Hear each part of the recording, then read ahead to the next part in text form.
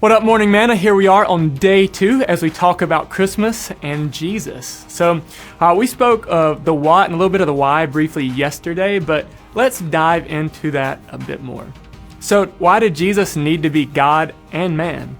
Well, it's because of what happened way back in the garden with Adam. See, when Adam broke God's covenant in sin, he set the course of the world in a direction of death, pain, and destruction. I mean, we're all familiar with those consequences. We see it most of our days. See, we have seen the destruction of sin from Adam, who was the first man and the father of all of us. He's all of our fathers. And due to Adam's sin, we now all enter into the world with a fallen nature. We are corrupted morally from the time of conception forward. Secondly, we have imputed sin, which is Adam's sin credited to us, as though we ourselves did the same sin and therefore deserve that same punishment. But see, Jesus had to not only be man, but also God, having a father who was not Adam, so that upon entering into the world, he would not have original or imputed sin. See, this is important because for him to fulfill the law perfectly, being completely righteous before God, he could not have any sin.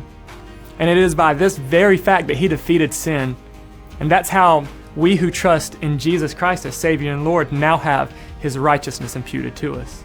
Or a more universal term, credited to us. So just like with imputed sin, it wasn't anything we had done to receive the punishment, so it is with imputed righteousness. It's not by what we did, but it's by what God did for us.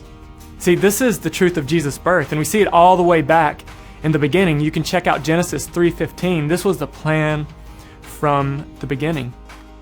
So why do we celebrate? Well, here are a few things to consider. First, because God sent his only son to take our place, to show us what love actually looks like. We celebrate because God did for us what we could never do for ourselves.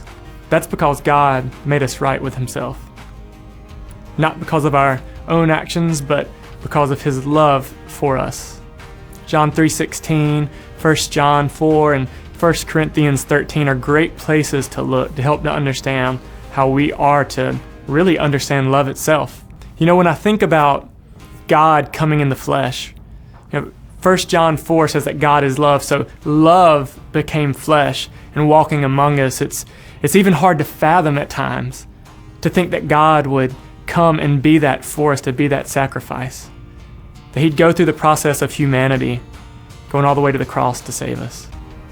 So may God speak to your hearts this week. May he speak to your minds this week and reveal deeper truth into who he is, his love for you, and the miracle that is Jesus, and the gift of salvation that he brought with him. So God bless you. Look forward to seeing you tomorrow.